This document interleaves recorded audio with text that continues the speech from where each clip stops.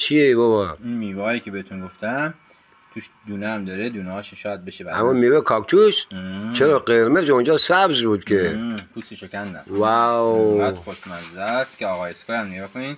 واو کو یکم بده ببینم اسکای میخوره. اگه اسکای خورد من میخورم. دلش میخواد بخوره. چقدر بده چرا از وقتی اینو خودم دارم نگاهش میکنم اونو نگرفتم.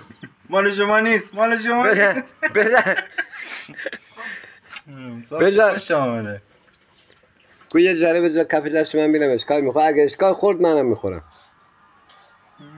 براش بد نباشه. نه بابا ببینم چی اونو